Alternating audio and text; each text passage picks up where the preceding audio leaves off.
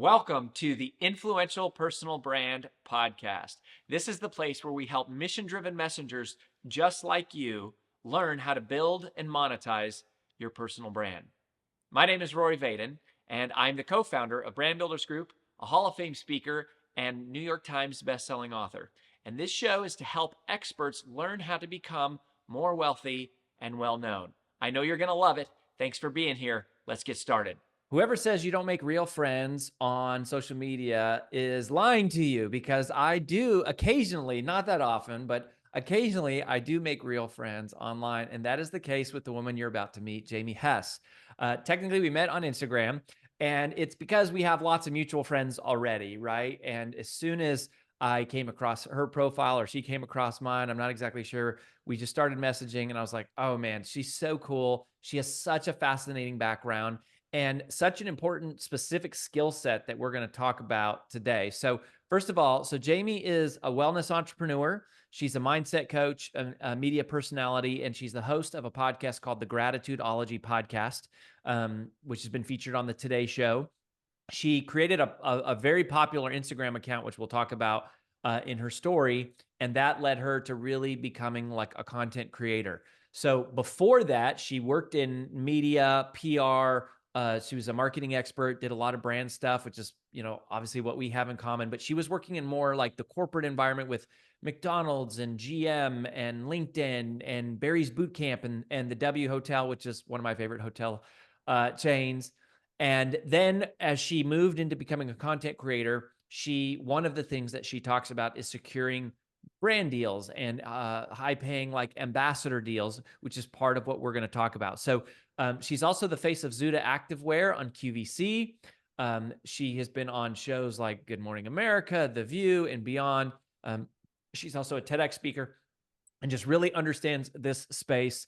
And so I was like, this is a no-brainer. Let's just meet in person, so to speak, on the podcast. So Jamie, welcome to the show. Thank you so much for having me. Yeah. So I want to talk brand deals. Our audience is mission-driven messengers, and specifically we tend to serve like experts and entrepreneurs. So most of our audience actually makes money selling services, either like professional services of some kind, or it might be like coaching and consulting and speaking if it's not if it's not like accounting or doctors and that kind of thing. But more and more, we have a growing audience of people who are kind of either lifestyle influencers or micro influencers, or just people who are growing their profiles in general. And now all of a sudden they might be getting approached by brands, or they're thinking about working with brands. So I want to get into that. But before we get into all that, tell me a little bit, a high level of your story of how you got into teaching what you teach now. Thank you so much for that great setup. And by the way, I just have to say, like, incidentally, my people, the people I like to work with to teach brand deals, they're not wannabe influencers, right? Because I hate that. Like, I never wanted to teach a course on how to be an influencer. It is your people, Rory. It is people who are already entrepreneurs, keynote speakers, podcasters, authors, lifestyle entrepreneurs, just people that have a POV, a thing or two to say, an expertise, and some platform to amplify that on, but they don't realize that they're leaving money on the table because brands might like to be a part of that message. So I'm actually teaching this is my audience, your people who don't even realize that brand deals could be a thing because they're like, I don't want to be an influencer. Throw that word out the window, right? Brand deals are for everyone. So I'll just say, I'll start with that. So for 17 years, I was actually a PR executive, and I worked through every different vertical of public relations. So I started with movies and music and hospitality. I was a big nightlife girl, big nightclub girl, actually now sober for over 20 years. So that's a big part of my story, but the nightlife PR world chewed me up and spit me out. But I learned a lot through that process. And then I went into like the bigger corporate stuff. So I was the SVP of an agency called the Narrative Group. And I represented brands like you mentioned, McDonald's and General Motors. I actually got engaged on a treadmill at Barry's Boot Camp. Fun part. Nice. But what ended up happening, Rory, was because of that engagement. So my mom, who is TV journalist Joan London, happened to be at the engagement as a mom would, right? And because she was there, it ended up on page 6 and in all the gossip columns. And it gave my husband and I this kind of random launch as this public facing fit couple. And Interesting. yeah, it launched our public persona. Like we were already fitness geeks. We just love wellness. It's our thing. We love to work out, but we had kind of played around with sharing our fitness journey on social media, but not really seriously. But after this moment, where all of a sudden there was a little bit of a spark and we had some new followers, we're like, hey, should we go with this? Like, let's have some fun. So we started this Instagram account called NYC Fit Fam. Uh-huh. And at that time, hashtag Fit Fam was like a moniker. It meant like getting your fit family together, your IRL buddies at the gym. And so we started NYC Fit Fam and we started doing all this content. We also have a May December romance, we're 20 years apart. So all of this content around me being a, kind of young mom and him being, at his age, like how does he stay fit? How does he stay energetic for our kids? And it sparked. What ended up happening from there was I started doing on the side deals with brands, as one does as their Instagram starts growing. I started representing like supplements and energy drinks because I was a fitness influencer. Sure. And eventually, after about 18 months of doing both, meaning my full-time job and my side hustle started outpacing my full hustle. Uh-huh. And I was like, you know what? I love being a publicist. I didn't leave my agency job because I didn't like it. I just saw how much more was possible for me as an entrepreneur. And I gave notice, and it was the best thing I ever did. Never looked back. Wow. So your first brand deals as a creator, they just kind of, how did they show up? Like and tell me about like how long had you been creating content and how many followers did you have, which platforms, and then how did the first kind of brand deals show up in your universe? So I'm an Instagram creator. That is my platform. And I'll give you this. So I'm a little bit uniquely positioned because I was the one hiring the influencers for McDonald's and General Motors. And so I was writing the influencer briefs. And I was lucky enough to be on the forefront of like the data and the white papers on how consumer behavior is being influenced and what are the new trends in influencer marketing and how does this all work? And does it really work? And I was able to say categorically, yes, it does. And this is the future. And also, this is the way it works best, meaning like as a publicist, I know what I would want to be pitched from an influencer, from a creator. I know how my creators work best with me, meaning they understand there's a consumer at the end of the rainbow. They understand about like showing up and working in the spirit of partnership. They understand about showing up and bringing best in class work and meeting deadlines and being an amazing partner and creative and helping me do my job. And so I wanted to show up as a creator like that. Now, in the beginning, I didn't have that much leeway. In the beginning, I did what everyone does. I hopped on a few of the influencer platforms and I signed up and I said, hey, what could I do? And I did my first brand deal for $200. It was with Nice. that sugar-free soda brand called Zevia. And I took a picture of Oh me and yeah, my I drink Zevia. We it's nice. delicious. I love Zevia. And it was I took a picture of me and my family, me and my 3-year-old son and my husband having a picnic in Central Park and got paid $200 for posting it on my Instagram. And I was like, that was very cool. Like that rocked. And I was like, if I made $200, maybe I could make $300. And I just started inching it up. Here's the thing. At that point, I only had a couple thousand followers. Fine. What I did have was that best in class spirit, meaning I brought to every campaign that I did the same energy and preparation that I would bring to a 7-figure campaign with McDonald's. Like I just insisted on showing up as if I was a creator with 1 million followers.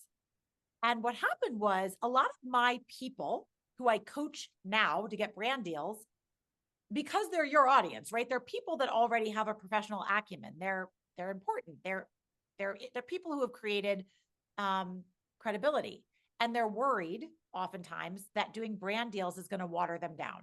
Oh, I don't want to look like I'm selling out. That's embarrassing. I don't want to do brand deals because that's like, that's what like cheesy influencers do. I promise you, my social media grew as a byproduct of doing brand deals because I showed up to them with integrity. And because people saw brands taking a chance on me, saying, I believe in this girl. This girl can amplify my product. She has credibility. She has integrity. people started to then listen to me and follow me. And so I fully believe, because my account grew rather quickly. I started doing brand deals around the 5,000 follower count.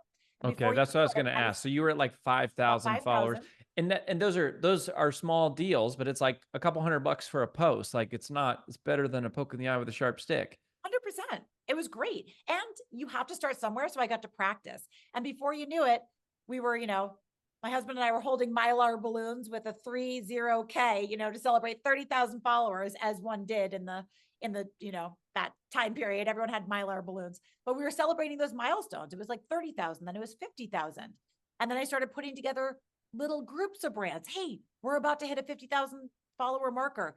Hey, these 5 brands, do you want to get together and help us celebrate? And I started putting together little programs and growing my scope and scale of how I worked with brands.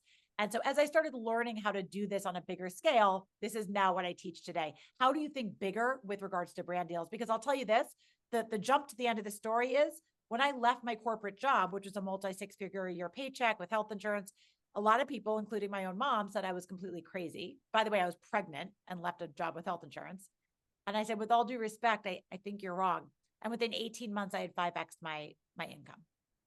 So how much can someone expect to make from a brand deal? Like, so if you start out getting a couple $100 maybe for a post, if you really pursue this and you go, okay, I'm going to make it a focus, I'm going to make myself attractive to brands, I'm going to become good at creating creative that serves an audience and also advocates for a brand. Like, how much does one make for, doing this kind of like per post or per company or per engagement? Like, I mean, I know it's probably all over the place, but like, give us an idea. To do that. So I'll take you through, for instance, the life cycle of some of my work with a brand, because keep in mind, and what I teach, so I teach a course called Brand Ninja, because I believe that to have like ninja status of working with brands, you should be able to think social media plus plus. What I mean by that is I don't live and die by a transactional post. I don't like to say I charge this much for one Instagram post and then we call it a day and we go our separate ways. I like to think, how can I really get under the hood with a brand? Because I geek out on my brands, Rory. Like that, and this is also why I think why I come with integrity and authenticity, right? Like influencers have a bad name because a lot of influencers do cheap brand deals, meaning they hold up a toothpaste that they never used and they say, buy this toothpaste, and they take the check and they walk away. And that's a cheap, silly brand deal. But when you really care and you really sign on to work with a brand because you've tried the brand, you think it's great, and you want to grow with the brand and help them, I'll give you an example of what's possible. So one brand, for instance, I had reached out to them because I had a genuine problem. People love this story because this is also an example of where I'm willing to be vulnerable and where I'm willing to upcharge for my vulnerability. I believe that after having children, running a half marathon should be called peeing your pants for 13.1 miles, Uh-huh. because that's just what it is. All right. Like, let's be real here. So I had this issue, which by the way, 1 in 3 women have after having children. It's called stress urinary incontinence, and it's super common. And I'm super not embarrassed by it because I had 2 beautiful babies that I brought into this world, and like, it happens, get over it. Right. But for most women, by the way, this is like devastatingly embarrassing. And it's something Yeah. that you usually don't even talk to their doctors about. So I said, you know what? There's got to be a brand or two out there that could address this. And I wonder if they could help me. And then I, in turn, could help them by amplifying. Maybe they could help me fix the problem, and then I could share my experience. So I connected with this brand. And I said to them, I have this issue. I'd love to try your product. Maybe we could do some content together. It started off where they engaged me to do 1 or 2 Instagram posts. At that time, I think I was charging $5,000 a post. My rates are higher now. They started around $7,500 a post, given I have around 220,000 followers. So that's pretty standard. And I did a couple of Instagram posts for them. And then I said, okay, great. That went really well. My audience, I've never gotten more DMs than those posts, because people were saying, oh my God, does this really work? I've never even talked to my doctor about this. I've been so embarrassed. Please help. And then I went back to them. I showed them the screen grabs of the DMs. I said, this is what I'm hearing from my audience. Let's talk about what else we can do together. I started doing some more stuff. I hosted an event for them in New York City with other influencers. I wrote a couple blog posts for them. Then I was having my second baby. I said, what if you guys kind of signed on as the hero of my getting back in shape after baby story, right? Like I want to run a half marathon, the Hamptons half. It's about 6 months after I have the second baby. What if you guys help me get back out on the pavement? So they engaged me. I pitched something and they bought into it for a longer cadence of a storytelling frame, right? So I had multiple pulse points, deliverables. So that was maybe going from like a $5,000 marker to like a $25,000 marker, where now we're doing a 6-month deal. The following year, they said, we now need somebody on a larger scale to do 360 media for us. We're going to do some integrations on bigger television shows. We want to get this word out to a bigger audience. That turned into a multi-6-figure a year deal because I was now their on-air ambassador. So my point in telling you that story is, by watering the flowers of that relationship, by first of all, reaching out to a brand that authentically meant something to me, that I wanted to share with my audience how they were genuinely helping me solve a problem. And then by growing within the context of that relationship, I grew up from a $5,000 opportunity to what became a multi-6-figure a year opportunity for 2 years in a row. I was their ambassador for 2 years and made about $500,000 with them. Yeah. And that's, so and I love that story. It's such a great story. And I think, like, I've had friends who also sell like sponsorships, which is kind of closely related. And one of the things that I learned from them was, it's like you package things together, just like you're saying. It's like, it's not just an Instagram post. It's, I'll write blogs. I'll show up at your event. I'll be your spokesperson. I'll appear on a media interview. I'll send an email blast to my list. I'll include your logo on my website. Like, there's all these other things that you kind of bundle together long term, which have more value to the brand, and then that creates more value for you, which I love. And then I think probably the other biggest thing I've learned from people in kind of this space, like you who teach this, is exactly what you said. Is go look around at the products that you actually use every day and that you really believe in, that you would maybe tell people about for free, and actually contact those brands and tell them. Like, would you agree with that strategy? 100%. It's the first thing I tell people to do. People really tend to overcomplicate it. So, in my course, I break it down. I have like an 8-week curriculum, and 1 week is literally, and it's this simple. I'm going to give this away right now. This is 1 whole week of my course. I'm going to give it to you guys right now. And of course, I take an hour to really go through it, but here's the TLDR, as the kids say, right? Okay. Open up a spreadsheet, make 3 sheets, you're going to make 3 buckets. This is 3 categories of products that you might use. So for me, maybe it's beverages, right? And that could be broad too. It could be waters, non-alcoholic cocktail brands, kombucha, functional beverages, or it could just be things I like to drink. Another thing could be fitness or energy drinks, right? Supplements. And maybe the third one is biohacking or sleep wellness, something else that interests you, right? Now, write down 7 to 10 brands that you use in each of those categories. Mm-hmm. Great. Now slide into each of those brands' DMs and say, hey, brand, I have a great collaboration idea. Who'd be the best marketing contact at your company for me to reach out to? 9 times out of 10, by the way, they're going to write you back, because that's what the person on the receiving end of that Instagram is there to do. They're either a digital marketing intern, or at a small company, it could be their head of marketing. They're there to, this is the way of the world. They're there to do partnerships. They want to hear what you have to say. So when people come to me and they say, I don't even know where I would start. How would I even do that? What would I even say? It's that simple. I just gave you an idea. You have 30 brands now on a piece of paper. Reach out to them, start the conversation, and start somewhere. And you just go, and I think, thank you, Jamie. That's super powerful. This is very similar to how we teach keynote speakers, right? So people see me speak on these huge, last week I was in front of 5,000 people at Keller Williams, and they're like, oh, that's amazing. How you do that? I'm like, I researched the company, created a spreadsheet. We reached out to them. We sent them emails. We bugged them. We built a relationship. And 5 years later, they're like, we should have you at our event. Like, it is this.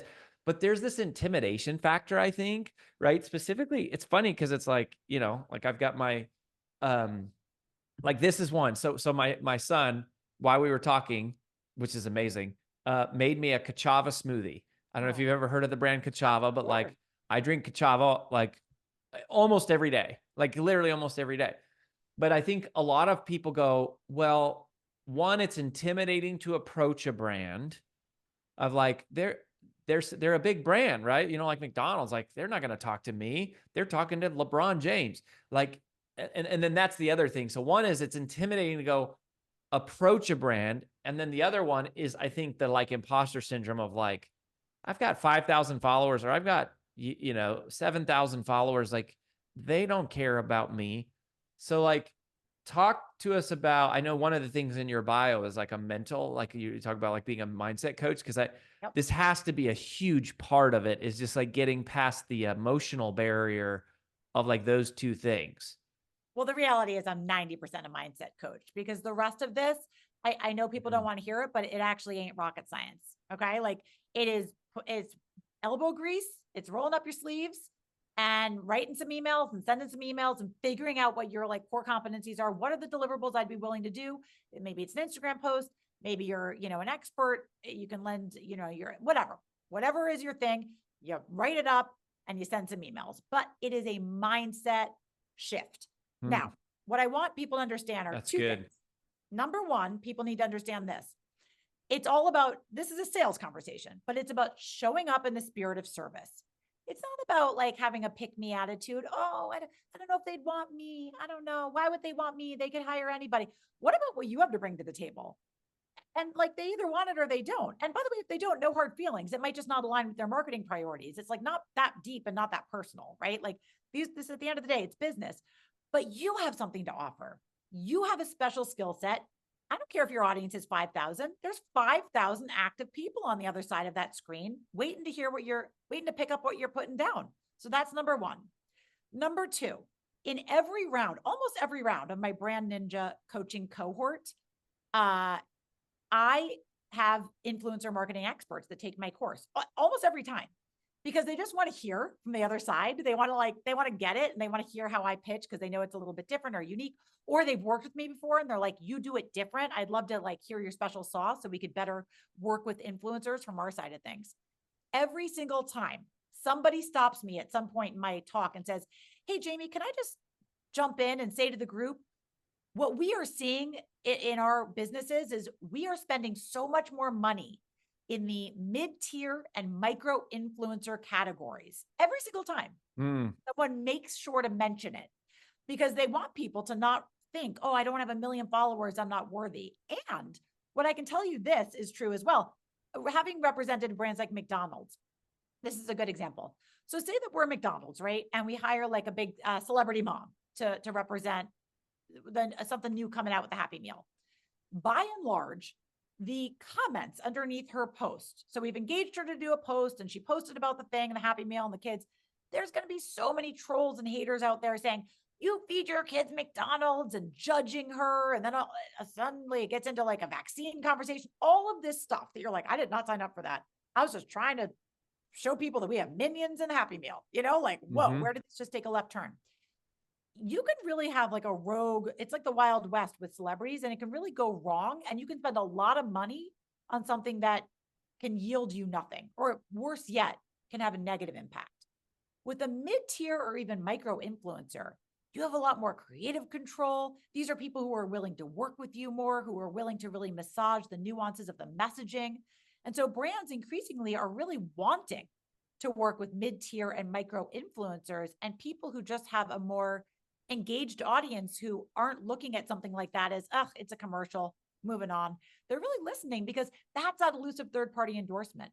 So don't underestimate the power you have as a smaller influencer. Yeah, that's a good point about like, like I follow The Rock, and I probably see like one out of every 25 posts, and I'll kind of quickly glance at something. And usually it's like, oh, he's doing an ad for something, and I move on. There's a few creators that are like in my space where it's like, I go back and watch every video that they have posted, because I've learned from them. And it's like, if one of them were to say something, it's like, I would see it and I would pay attention to it. Like that makes sense to me. The audiences are super engaged. And it's also not such a mass audience of a bunch of people from all different demographics. It's like to me, the niche influencer makes so much sense, because it's like, this creator has a small audience, but a small audience of our perfect customer.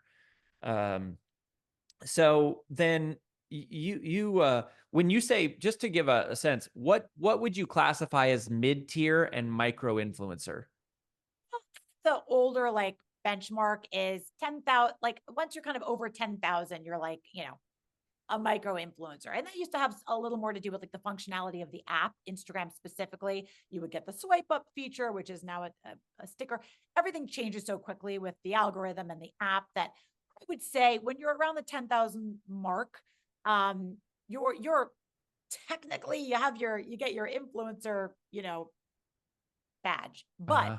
I'm telling you right now, so Brand Ninja, I literally created, I'll tell you why I created it. I'll tell you the story. So here I am standing in a room of my contemporaries, other speakers, and we were just chatting about workshopping different ways to essentially generate revenue. And I was citing a case study of something I had recently done where I launched my new podcast, which is called the Gratitudeology Podcast. That is one of my topics I speak about on stage. So this directly kind of ladders into what I speak about on stage. So I created this podcast to support that message. Now, the podcast I wanted to do in person, everything. I had done a podcast for 4 years virtually. I was bored. I wanted to go talk to people because it's like I do a lot of celebrities, and it's like, what's the point if you're not going to go sit with them? And I wanted to fly out and sit with them, which is expensive. So I took a look at my budget for my first quarter of guests I was going to be interviewing, and it was going to cost me about $40,000. And I was like, okay, I got to raise $50,000 working capital to get this thing off the ground. So I turned around and I sold it to 5 brands for $10,000 each. And I put together a little package to get these brands essentially product placement to get this show on the road.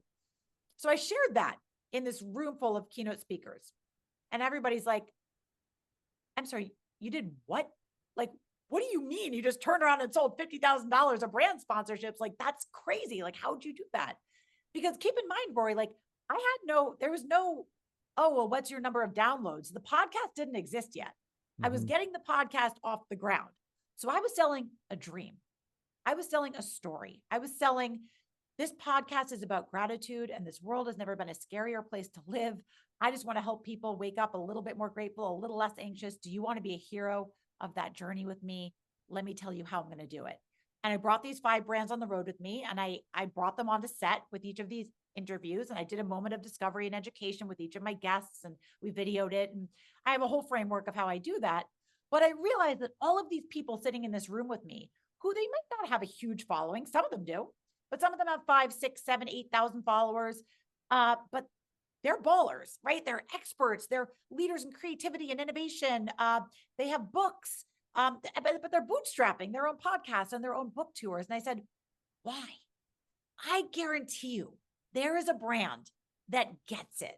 There, not every brand, right? Because maybe you have 5, 6, 7,000 followers, maybe not McDonald's, but there is a brand out there that will understand the value that you bring and they want to be a part of your journey. And I said, I can teach these people how to do this. And that's literally why I created Brand Ninja for people that were in that pocket. So either they have a smaller following, but they've got something going on that's marketable, or they have a bigger following and they just haven't figured out how to monetize it yet. Mm. Yeah, and so you basically you're just approaching these people, and it's just a sales conversation. What are the job titles of the people you're trying to get to? Would you say? Such a great question. I literally have a whole couple slides on that in like my curriculum because it's such a great question. People are like, who would I even be talking to?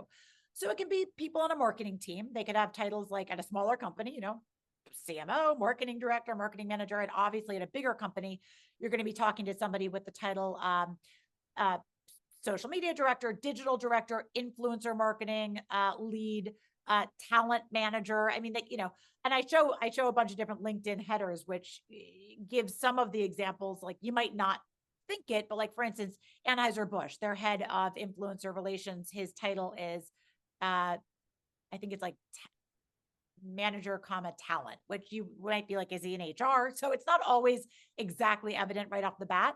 However, there's other kind of nuances and keywords you can look for. At the end of the day, there are a lot of different ways to find these people, and I share a lot of them in my curriculum.